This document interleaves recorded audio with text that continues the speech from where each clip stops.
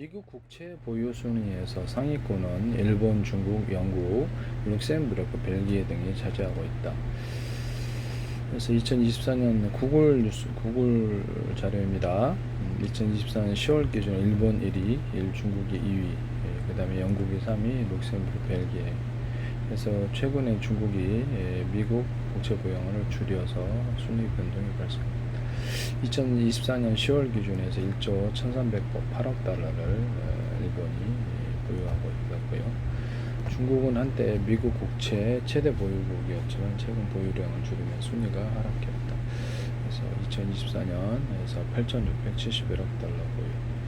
이렇게 해서 이걸 영국과 룩셈부르크, 벨기에는 미국 국채 보유량을 늘려가고 있다고 합니다. 여기서 보면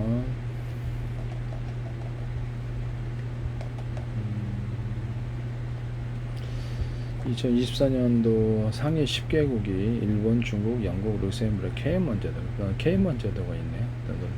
재밌네요. 네. 캐나다, 벨기에, 아일랜드, 프랑스, 스위스. 만약에 주요 미국 국채를 투자하는 사람들이 빠지게 되면 그것을 채워 넣어야 될 텐데요. 네. 그렇기 때문에 금리가 좀 올라가는 이런 부분이 불안정한 부분이다 하겠습니다.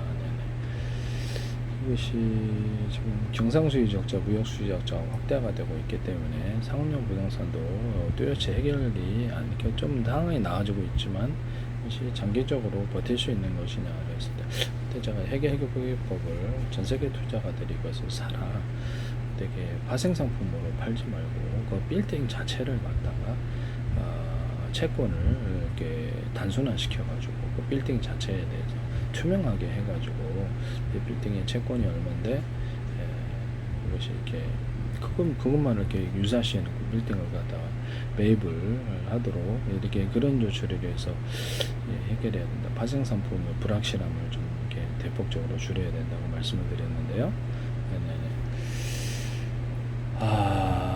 미국이나 달러로 국가통화로 전환하면 될 일을 너무 이렇게 안 하려고 하니까 이게 너무 어려워지고 불가능한 부분이 되겠습니다.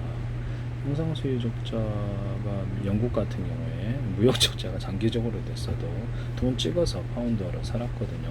근데 그것이 제가 오래 갈 거라고 예상하지는 않습니다. 미국과 영국이 동시에 중앙은행을 국가통화로 전환하고 미국 통화로 미국에서 영국 파운드를 사줘야지 둘이가 산다라고 말씀을 드렸는데요. 영국이 자체 통화를 발행하지 못하고 유럽으로 가면 완전히 끝장나는 거죠.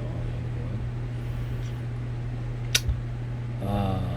단순감에 이렇게 영국이란 나라가 이렇게 연합국가지 않습니까? 단숨에 이렇게 영연방제로 단숨에 흩어져 버리게 되고 무너지는 그런 갖다 바치는 것 완전히 끝난 몰락이죠. 완전하게 스스로 갖다 바치는 그런 경우는 하겠습니다.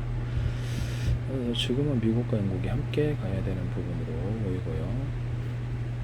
국가통화로 전환하면 이게 다 해결될 텐데도 그리고 국가통화로 전환다 할지라도 무역 적자는 사라지지 않는다. 다만 국채를 갖고 있는 사람들에 대한 불안감, 혹시 내 돈 띄지 않을까 이것에 대한 불안감이 존재할 수도 있다.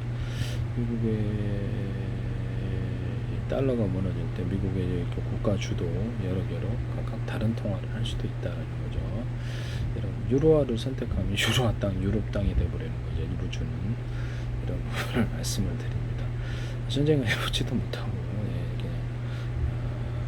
이렇게 국가가 해체되는 부분적으로라도 몇 개 주가 독립을 하더라도 텍사스에서도 독립투표 이렇게 얘기가 나왔었죠.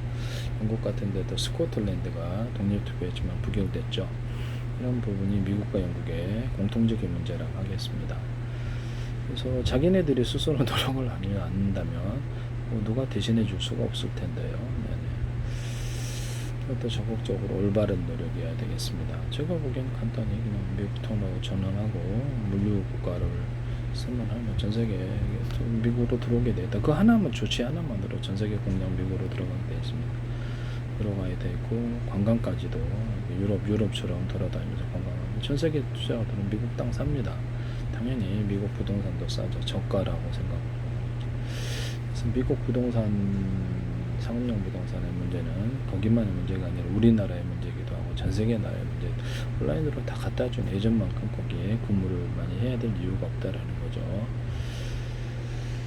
이런 부분을 말씀을 드립니다. 몇 부자들을 이민자들을 받아들인다 해서 한순간에 그거를 미국의 경제 문제를 타결할 수는 없는 부분이고요. 결국에는 미국이 지금 실리콘밸리 은행이 무너졌는데 스타트업의 자금줄이었다라는 거죠. 이 부분은 국가 차원에서 자금을 투입해서 스타트업을 적극적으로 활성화시키도록, 물론 가짜 스타트업도 있죠. 사기치는 데 있지만 그 부분을 활성화시켜야 될 것으로 생각합니다. 제가 보기에는 수많은 학교보다는 수많은 학원을 차려서 재교육을 통해서 필요한 기술 교육을 시켜서 기술자들이 많아져야죠. 뭘 알아야지 뭘 만들죠. 이런 부분을 말씀을 드립니다. 어떤 하나의 LG전자 같은 데서도 이렇게 했었는데, 어떤 사원이 아이디어를 내면 그것을 곧바로 실현해 주는 거예요. 그 부서를 만들어서 빠른 시간 내에 시제품을 만들어 준다는 거죠. 이런 것이 미국 내에도 존재해야 될 것으로 보여야 됩니다. 광범위하게 미국 전역에 걸쳐서 수많은 신상품들, 신기술이 나와야지 전 세계 시장을 압도할 수 있다.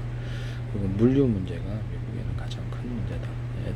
그래가지고 알래스카 쪽으로 물류를 터서 시속 100km, 120km, 150km에서 이렇게 향후에는 이제 수리기 착륙이 돼야 되겠죠. 지금 당장에는 그렇다는 거죠.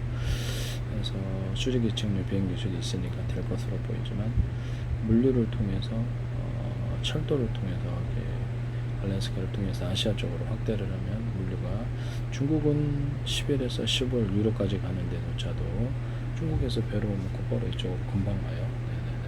네네네. 중국의 물건들은, 미국은 한 달 반, 2달 걸려요. 성질나서 주문하겠어요.